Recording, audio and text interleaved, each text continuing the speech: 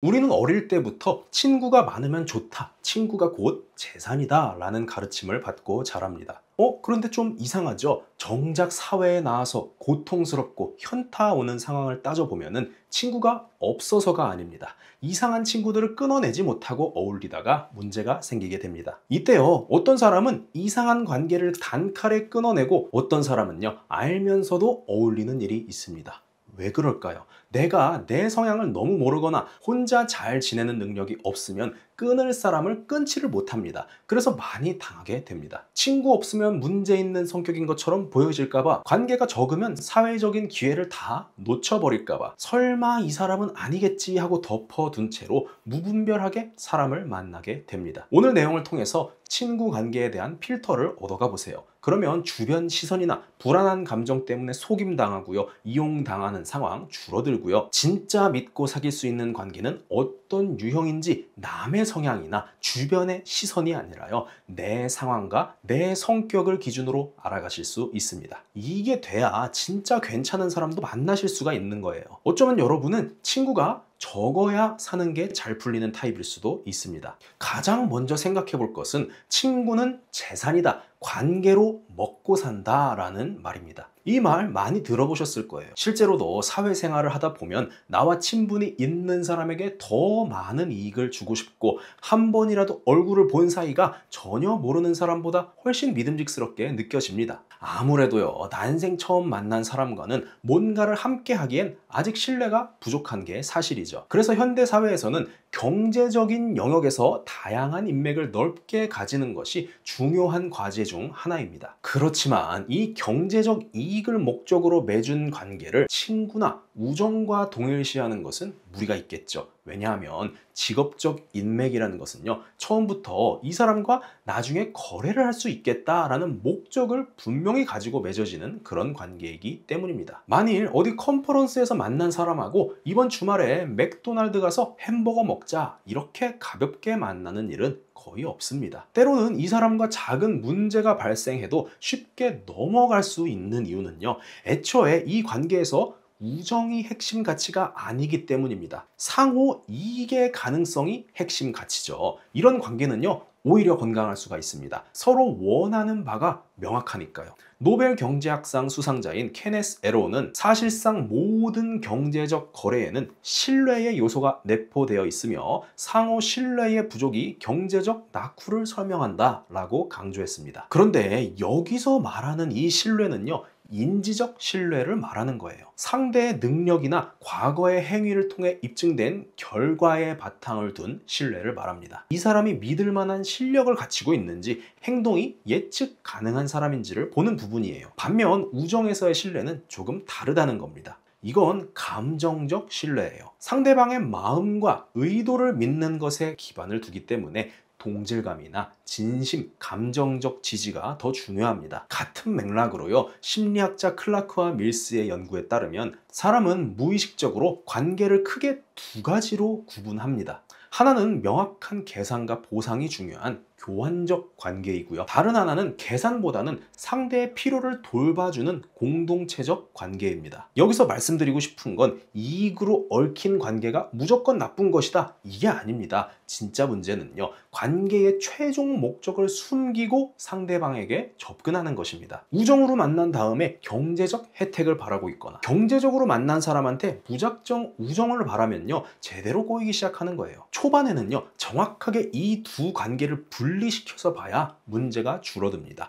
누가 친구가 아닌지 분리를 할 필요가 있다는 거예요. 이렇게 관계의 본질적 차이가 있음에도 현실에서는 이를 혼동을 하거나 의도적으로 경계를 흐리는 사람들이 많이 있습니다. 그때부터 애매한 관계가 만들어져요. 내가 경조사비 낸 거 오로지 그걸 다시 되돌려받기 위해서 불편한 관계 오랫동안 유지하는 사람도 있고요, 보험이나 영업 대상으로 동창회를 나가서 친밀감 쌓기도 합니다. 친구 문화를 통해 만든 관계이지만 목적은 거래와 교환에 더 가까운 이상한 형태가 됩니다. 이 불일치 때문에 서로 바라는 것을 분명하게 말할 수가 없게 돼요. 원하는 것은 분명하지만 솔직하게 말을 못 꺼내니까요. 이걸 건강한 관계라고 보기는 어렵습니다. 근데 이 애매한 이 관계를 가지고 친구로서의 공감이나 이해를 바라기 시작하면요. 그때 나오는 소리가 있어요. 친구인데 이것도 못 해주냐 소리가 저절로 나오고요. 내가 준 게 얼만데 본전도 못 뽑았네 라고 생각을 하죠.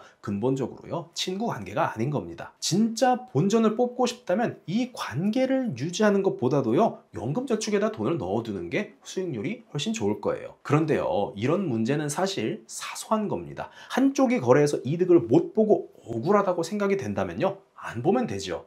만날 것이냐 안 만나냐 이 선택만 하면 됩니다. 그런데 좀 심각한 경우가 있다는 거예요. 어떤 사람들은 인간관계를 만들 때 거래적인 목적이나 대의 명분이 없이는 관계를 제대로 유지하지 못하는 경향이 있습니다. 이들은 우정이나 친분을 표면적으로는 내세우지만 실제로는 자연스러운 인간적 호감이나 매력을 통해 관계가 흘러가는 일이 드물고요. 그 표면 아래에서는 거래적인 요소를 작동시키려고 합니다. 심리학적으로는 호혜성 원칙을 이용을 자주 하게 되는데요. 상대방에게 먼저 작은 호의나 이익을 의도적으로 제공한 뒤에 받은 그 사람이 호의를 갚아야 한다는 심리적 부담감이 느끼도록 만들어서 관계를 지속적으로 유지하게 만들게 됩니다. 이를 통해서 관계를 맺고 싶어 하지 않는 사람들까지도 이익이나 대의 명분을 내세워서 자기 바운더리에 강제로 끌어들입니다. 구체적인 예를 하나 들자면 계모임을 볼 수 있겠죠. 모든 계모임이 이렇다는 게 아닙니다. 예시를 드는 거예요. 어떤 계모임은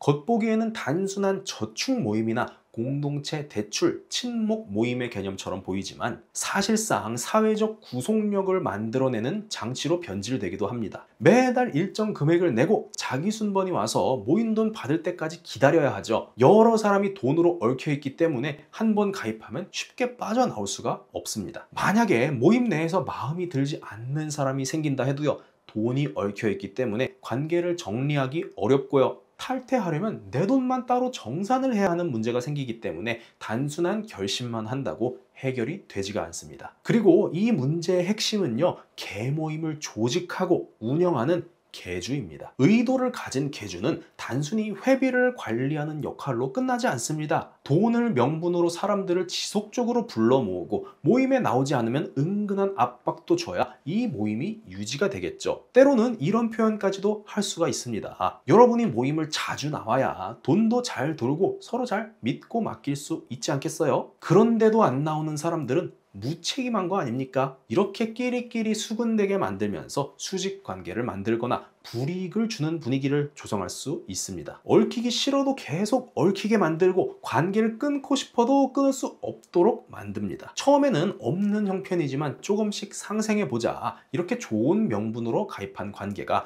어느 순간 의무적인 관계로 바뀌어 있게 됩니다. 계모임은요, 수많은 사례 중 하나일 뿐이에요. 명분을 가지고 모임에 얽히게 되면요, 탈퇴하면 배신자, 공동의 이익을 해치는 파렴치한이 되기 십상입니다. 이게요, 내가 진짜로 필요해서 모이고 가입하면은 아무런 문제가 없겠죠. 하지만 사람이 궁해서 외로워서 불필요한 인간관계를 늘리려고 조바심을 내면요, 이런 사람들이 냄새를 맡고 찾아온다는 거예요. 근본적으로 왜 이런 원치도 않는 인간관계에 나도 모르게 얽히게 되는 일이 생길까요? 그건 고립의 주도권을 내가 가지고 있느냐 타인에게 넘겼느냐의 차이 같습니다. 무슨 말씀을 드리는 거냐면, 어떤 사람은 충분히 사회적 교류를 할 수 있음에도 사람을 제한을 해서 만납니다. 내 인생에 꼭 관계가 전부가 아니기 때문에 스스로 고립을 선택할 능력이 있는 거죠. 그래서 관계에 조바심이 없습니다. 반면 누군가는요, 사회적 교류가 너무 어려워서 어쩔 수 없이 고립이 됩니다. 이는 고립을 스스로 선택할 수 없는 상태이겠죠. 이렇게 혼자의 삶에 대한 주도권이 없게 되면은 한 번의 사교 제안도 비정상적으로 크게 엄청난 기회로 받아들여지게 됩니다.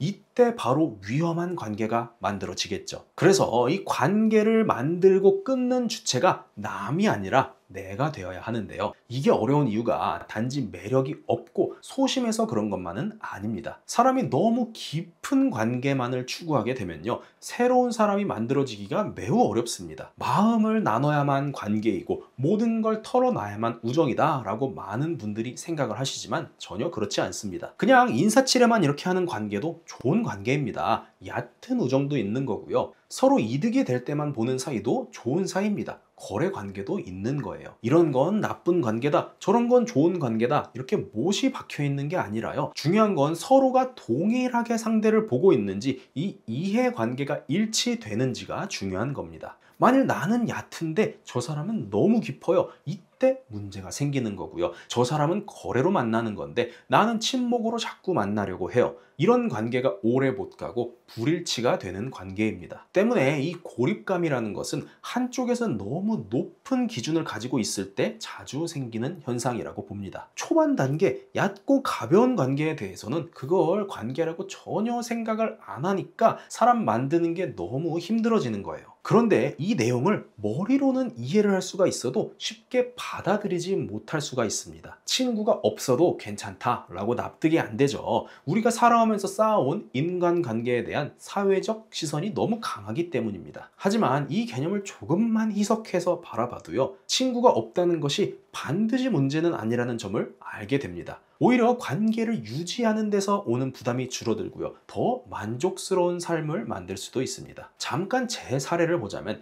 예전에는요, 매일같이 저녁 6시부터 새벽 3시까지 친구들을 만났던 적도 있습니다. 이게 왜 그랬나 지금 돌아보면요, 우리 친한 거 맞지? 이걸 확인하고 싶은 면이 강했던 것 같아요. 이렇게 우정을 증명받고 친밀함을 확인하는 것이 목적이 되면 사람을 많이 만나는 게 중요해집니다. 하지만 이런 방식으로 관계를 맺으면 아무리 많은 친구를 두고 있어도요, 원하는 감정을 채울 수가 없습니다. 반면 지금 제 생활은요, 어떤 친구는 3, 4년에 한 번 볼 때도 있고요, 6, 7년째 전화 통화만 하는 경우도 많이 있습니다. 그냥 정리가 돼버린 관계도 상당히 많아요. 하지만 지금이 훨씬 만족스럽습니다. 이유가 뭘까요? 인간관계에서 중요한 것은 상대하고 나 사이에 정확히 어떤 포인트에서 서로에게 좋은 영향을 미치는지를 분명히 아는 게 중요하다, 저는 이렇게 생각합니다. 우정, 친목 이런 주제 한마디도 안 꺼내고요, 오로지 경제적 관심사로 십수년 친하게 알고 지낸 친구도 있고요, 단순히 재미 코드만 정확하게 맞아서 심심할 때만 보는 애도 있습니다. 접점을 정확하게 알면요, 싸울 일도 없고요, 만족도도 엄청 큽니다. 달리 말하면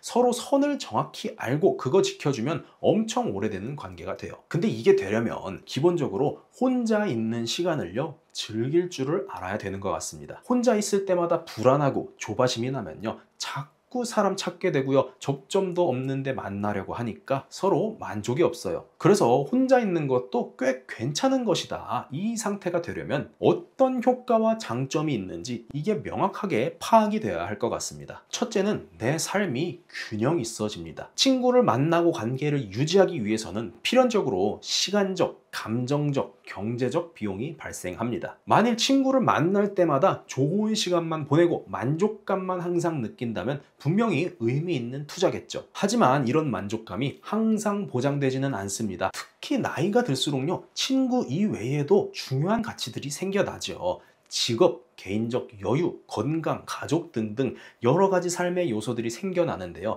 이 모든 것을 똑같이 충족시키는 것은 불가능합니다. 한 가지 영역에 많은 투자를 하게 되면 다른 영역은 자연스럽게 소홀해지게 됩니다. 달리 말해서 인간관계에 투자하는 양을 줄이게 되면요, 다른 중요한 삶의 영역도 균형 있게 에너지를 쏟아 관리를 할 수 있게 됩니다. 둘째는요, 더 존중하는 관계가 만들어집니다. 대부분의 인간관계는 시간이 흐르면 개인의 환경 변화나 가치관 변화로 인해서 자연스럽게 희미해지거나 단절이 됩니다. 싸우고 갈등 생긴다고 멀어지는 게 아니에요. 살다 보니까 정치 성향이 달라진다든지 소득 격차가 너무 커질 때, 또는요, 크게 병치레 한번 하고 나면요, 생각하는 방식 자체가 달라집니다. 그러면 이 친구를 진짜로 존중한다면 멀리해야 할 상황도 생길 수 있다는 거예요. 오래 알고 지낸다고 해서 꼭 더 친해지고 행복이나 만족이라는 형태로 되돌아오는 게 아니라 오래 알았기 때문에 오히려 거리를 둬야 하는 상황도 있습니다. 이렇게 멀어질 가능성까지 염두에 두고 만나면요, 사람을 더 존중할 수 있게 되고요. 과도하게 사람한테 집착하는 일도 확연히 줄어듭니다. 셋째는 자기 성찰이 됩니다. 혼자 있는 시간을 가지면 자연스럽게 자기 자신과 마주할 수밖에 없습니다. 이 시간이 많아야 진정으로 원하는 게 뭔지 발견할 가능성이 높아져요. 혼자서 가만히 생각해보면 여러분이 원하던 게 꼭 친구가 아닐 수 있다는 거예요. 내가 느끼는 공허함을 다른 곳에서 채울 수 있는 경우가 상상 이상으로 많습니다. 이렇게 관계에만 쓰던 에너지를 혼자 있는 시간에 돌릴 경우 자신이 진짜 관심이 있는 분야나 전문성을 발전시키는데 집중할 수가 있게 됩니다. 독서, 연구, 창의적 작업, 이런 내적 전문적 활동에 몰입하다 보면요, 실력도 좋아지고 그 전문적인 분야를 통해서 새로운 관계가 만들어지는 일이 굉장히 많기 때문에요, 선순환이 이루어집니다. 그래서 말씀드리고 싶은 것은 사회적으로 친구 많은 게 정답이라 여기고요, 내 주변의 인싸 친구들, 사교성 좋은 사람을 마냥 부러워하실 게 아니라 나는 어떤 사람인지, 진짜로 내가 친구가 많아야만 행복하고 에너지가 충전되고 삶이 윤택해지는 종류의 인간인지, 이것을 남의 기준이 아니라 저의 기준도 아니라요, 여러분 기준으로 진지하게 생각해보는 시간을 가져보시라 권해드리고 싶습니다. 주변 눈치 보지 말고요, 내가 적은 인간관계가 좋다면 적게 알고 사세요. 얕은 인간관계가 편하다면 얕게 관계하면 됩니다. 그렇게 내 삶을 살다 보면 나랑 비슷한 사람 한두 명쯤 반드시 만나게 됩니다. 세상에요, 사람이 넘쳐납니다. 그 사람하고 좋은 관계를 만들어 가시면 그게 진짜 오래 남는 관계가 된다고 말씀드리고 싶습니다. 자신만의 관계의 정답을 찾는 여러분 되시기를 응원드리고요. 여기까지 영상 시청해 주셔서 감사합니다.